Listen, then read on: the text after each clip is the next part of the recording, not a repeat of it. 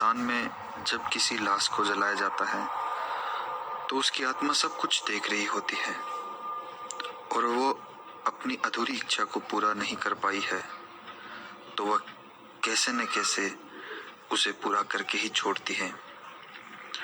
बंगाल के पास एक ऐसा शमशान बताया जाता है जहाँ काला जादू आदि बहुत किए जाते हैं।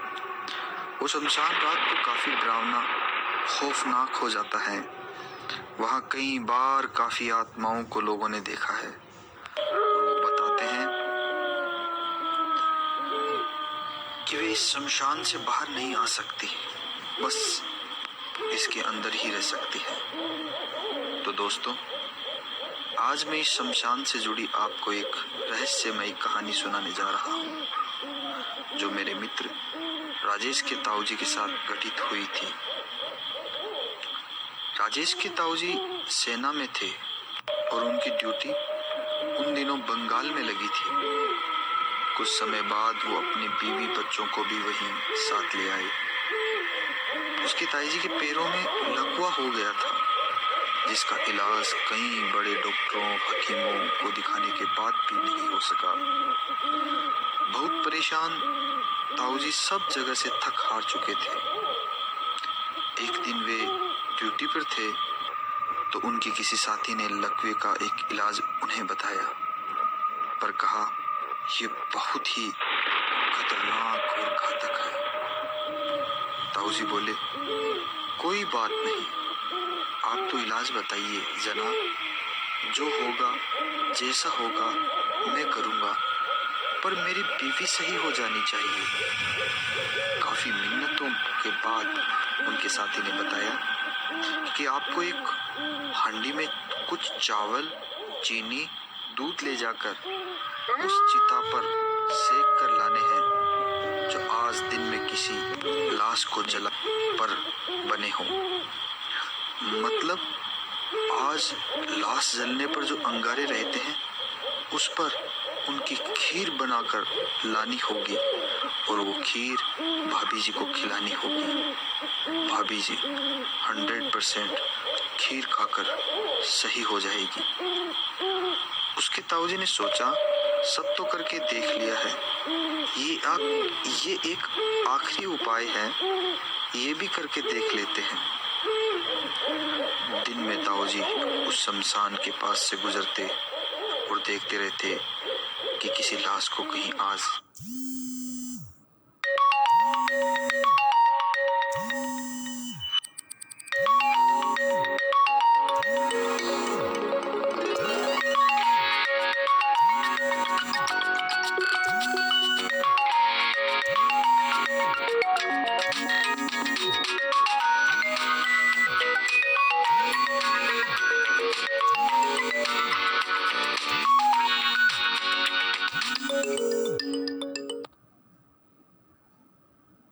जलाया तो नहीं गया। वे रोजाना उसे चेक करते रहते थे। एक दिन उन्होंने देखा एक लाश शमशान में जलाई जा रही थी तो उन्होंने रात को 12 बजे बाद उस शमशान में जाने का विचार बनाया। कुदरती उस रात पूर्णिमा की रात थी। वो हांडी में चावल, चीनी और दूध लेकर रात को 12 बजे शमशान की ओर चल पड़े। रास्ते में कुत्तों के भौंकने की आवाजें बड़ी खौफनाक लग रही थी। रास्ता एकदम सुनसान पड़ा था। वो अकेले रास्ते पर शमशान की ओर चले जा रहे थे। गर्मियों के दिनों में हवाएं सरसराहट भरी चल रही थी। कानों को छूती हुई हवाएं शरीर के रोंगटे खड़े कर देने वाली थी। जैसे तैसे ताऊजी शमशान पहुंच गए। वो इस बात से अनजान थे कि रात में वो जिस शमशान में जा रहे थे वो शापित और खौफनाक शमशान था। वो जैसे ही शमशान के गेट के पास पहुंचे तो उनकी नजर एक दीवार पर लिखे कुछ लाइनों पर पड़ी जो लिखा था, आखिर तुझे आना ही था। ये देखकर उनकी धड़कनें बढ़ गई, पर करते भी क्या। अपनी बीवी की बीमारी याद आती तो कुछ नहीं कर पाए। वो जैसे तैसे शमशान में अंदर चले गए। वो उस चिता के पास पहुंचे और वो हांडी उस चिता पर झुक कर रखने ही वाले थे कि उन्हें एक सुरसुराहट भरी सिसकी सुनाई दी। वो अचानक डर गए और इधर उधर घूम कर देखा तो कहीं दूर दूर तक कोई नजर नहीं आया। चारों तरफ शमशान एकदम खाली पड़ा था। सुनसान और जानवरों की आवाजें माहौल को काफी डरावना बना रही थी। ताऊ जी एकदम से डर गए थे। उन्होंने हिम्मत करके हांडी को जैसे ही चिता पर रखा और ऊपर देखा तो उनके होश उड़ गए। वो बहुत घबरा गए।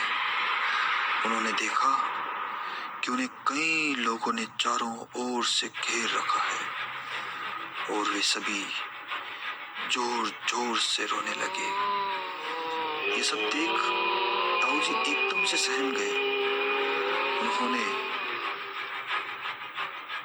भागने की कोशिश की और उन्होंने ये सोचा कि आज मेरी मौत मेरे सामने है।